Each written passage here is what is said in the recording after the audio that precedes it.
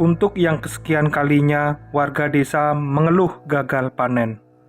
Mereka telah bekerja keras, tapi tidak ada hasil. Cuaca yang panas dan gerah di bulan ini menambah penderitaan warga di desa. Ternak mati, sumur kering, hanya untuk makan dan minum saja terasa sulit.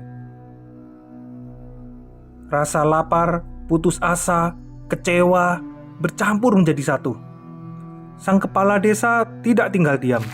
Dia bersama satu tetua desa segera mengumpulkan warga untuk mengingatkan tentang pentingnya menjaga tradisi bahwa ketika warganya hidup menjauh dari pengaruh dunia luar yang jahat, maka semua orang akan dihindarkan dari kesialan dan malapetaka. Sebaliknya, jika ada perbuatan tercela, maka hal itu bisa mengundang kutukan bagi seluruh desa. Dengan prinsip seperti itu, tak heran jika desa ini tidak ada teknologi yang memadai, tidak ada elektronik, jauh dari peradaban modern.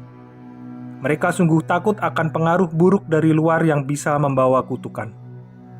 Belum selesai kepala desa berbicara, salah satu warga dengan mata memerah meredam emosi, berseru dengan nada meninggi. Dia protes bahwa telah lama tidak terjadi kasus tercela satu pun di desa ini.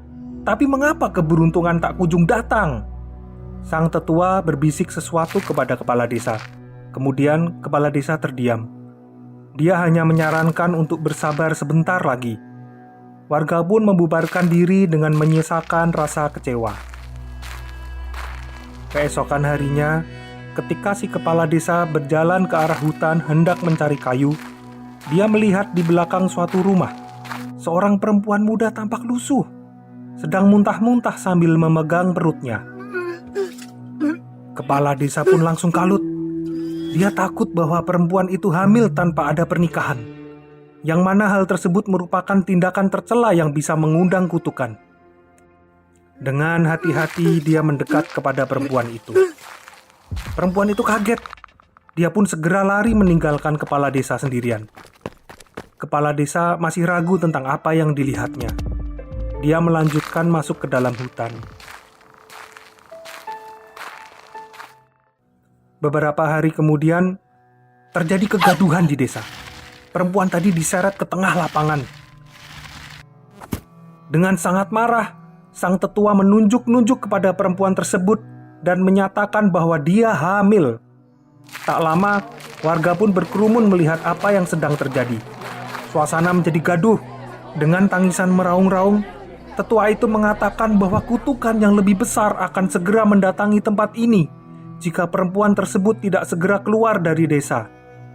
Karena sudah muak dengan kondisi sulit yang sedang terjadi, warga pun melampiaskan amarahnya dengan melempari perempuan tersebut dengan batu. Perempuan itu menangis memohon ampun. Dengan wajah berdarah-darah dia hendak mengatakan siapa ayah dari bayi yang dikandungnya. Ketika dia hendak membuka mulutnya, sang kepala desa menyeruak masuk ke tengah lapangan menghentikan tindakan sadis ini.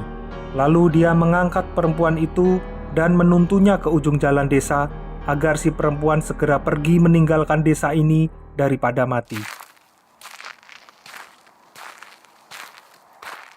Dengan tubuh penuh luka dan darah, dia tertatih-tatih menyusuri jalan berbatu. Tiba-tiba ada sosok menariknya dari belakang dan menjatuhkannya ke tanah. Ternyata si tetua desa. Dengan batu besar di tangannya, dia menghajar kepala perempuan. Sambil tertawa bak maniak, dia memukuli si perempuan berkali-kali sampai wajahnya bersimbah darah.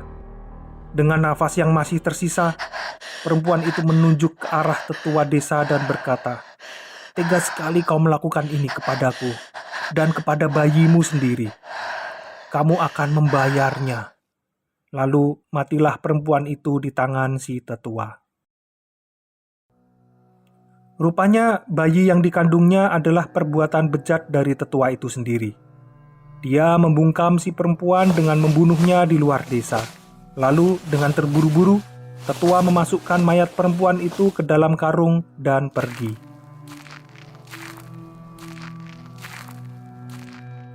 Keesokan sore harinya di tengah lapangan, suasana mendadak riuh gembira. Rupanya si tetua sedang membagikan sup daging ke semua warga. Telah lama sejak hewan-hewan ternak mati kelaparan, mereka tidak menyantap menu daging. Tiba-tiba ada yang menjerit ketakutan. Terdapat sebuah bola mata di dalam supnya. Si tetua sempat terkejut, tapi dia segera memberi alasan bahwa itu adalah bola mata hewan yang tidak sengaja ikut termasak. Bukan suatu hal yang perlu dirisaukan, katanya sambil melempar bola mata itu.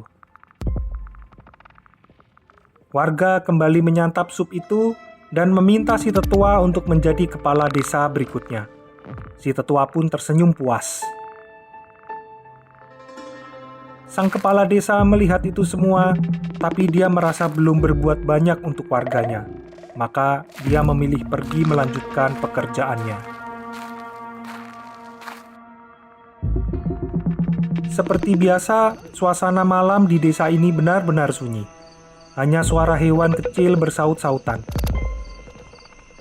Tapi kesunyian malam itu dipecahkan oleh teriakan mengerikan warga desa. Mereka muntah-muntah, mengeluarkan semua isi perutnya. Yang lebih aneh, mereka tidak hanya memuntahkan sup daging yang tadi disantapnya, tetapi mereka juga memuntahkan potongan-potongan jari tangan wanita. Ada juga warga yang memuntahkan gigi manusia. Beberapa dari mereka muntah tanpa bisa bernafas dan mati. Tetua desa pun tak luput dari kengerian ini. Yang keluar dari perutnya lebih menjijikkan, yaitu darah bercampur belatung. Tidak berhenti sampai situ, sesuatu yang lebih besar mencoba keluar dari mulutnya. Ternyata kepala bayi. Rupanya benar kata perempuan malang itu. Si tetua sedang menuai balasan. Dia mati dalam keadaan mulut terkoyak. Sang kepala desa tercengang, tidak bisa berbuat apapun selain berlutut memohon ampun. Hujan pun turun, sepertinya alam semesta mulai memberi kemurahan kepadanya.